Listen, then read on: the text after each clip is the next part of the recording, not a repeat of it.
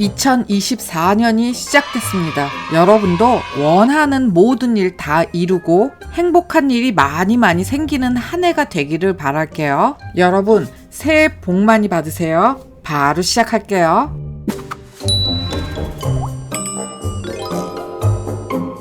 얼마 전에 저희 구독자님이 제 작업 책상이 궁금하다고 해서 오늘은 제 작업 책상을 보여드릴게요.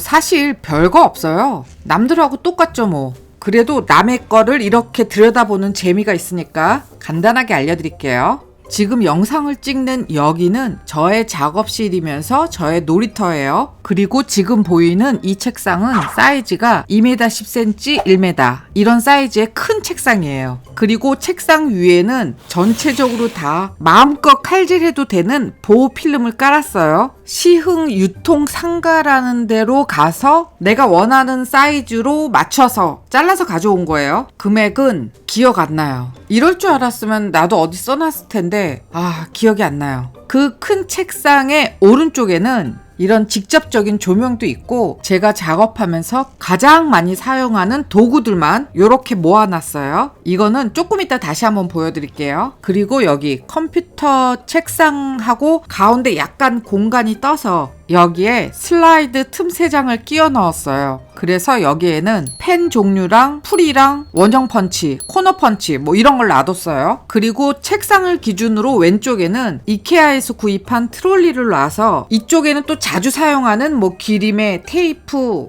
가위, 칼 이런 걸 또 보관을 했어요. 그래서 제가 작업 책상에 딱 앉으면은 제 반경 안에 자주 사용하는 모든 재료랑 도구가 다 한 손에 들어와요. 물론 재료나 도구가 이걸로 끝이 아니에요. 다른 데 더 많아요. 그래도 당장 쓰는 거는 이 안에서 다 해결이 되는 거예요. 그럼 중요한 것만 하나씩 볼게요. 제일 먼저 이거를 보여드리고 싶어요. 가죽 공예 관련 사이트를 보면 펀치나 등등 여러 가지를 꽂을 수 있는 나무로 된 케이스를 많이 팔죠. 그런데 그게 많이 꽂을 수 있는 것도 아니고 면적은 엄청 많이 차지하고 금액도 저는 그 돈 주고 사고 싶지 않더라고요. 그래서 제 입맛에 맞게 제가 만들어서 써요. 물론 이거 만든 게 판매하는 것만큼 깔끔하진 않아요. 그런데 제 입맛에 맞게 만들어서 그런지 저는 오랜 기간을 불만 없이 잘 쓰고 있습니다.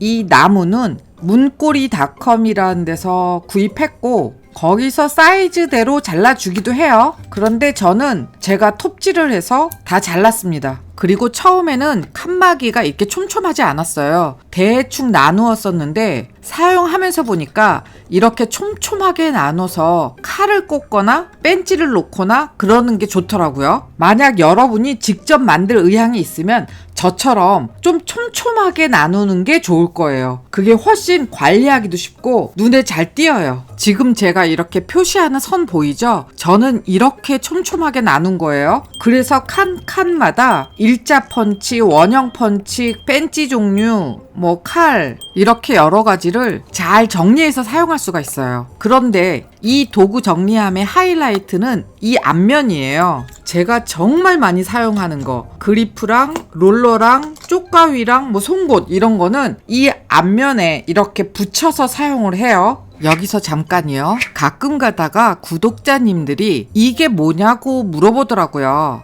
이거 오늘까지만 얘기해주고 앞으로는 대답 안 해줄 거예요. 이 벤치 이름은 니들 노즈 플라이어예요. 여러분들이 이거 구입할 때 검색창에 TOPN-100이라고 써서 검색하면 나올 거예요. 이 제품은 일본 제품이고요. 여러분들이 제 영상을 봐서 알겠지만 저는 아주 많이 사용하는 도구예요. 암튼 여러분이 이거를 구입한다면 반드시 NN100으로 사야 돼요. 먼저 나무 쪽에 강한 자석을 붙여서 사용을 했는데 저는 불만 없이 잘 사용했거든요. 그런데 유튜브를 찍으면서 보니까 불규칙하게 막 붙어있는 그 자석들이 너무 눈에 거슬리더라고요.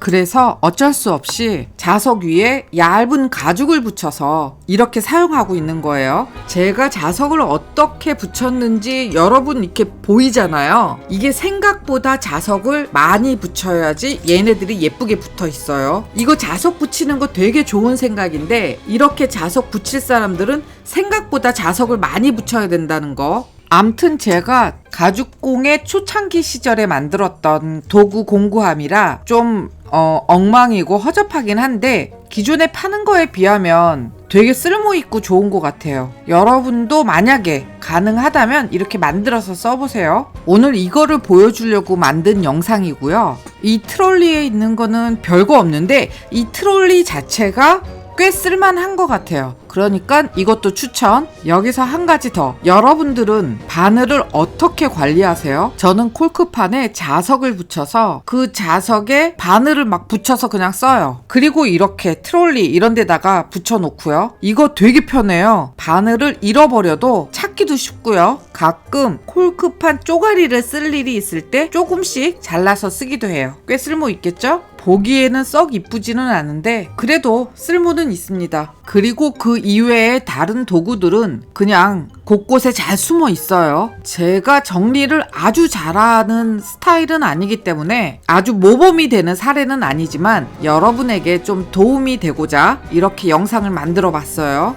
오늘 영상은 여기까지 하고 다음에 올라갈 영상 편집하러 저는 갈게요. 그러면 다음 시간에 만나요.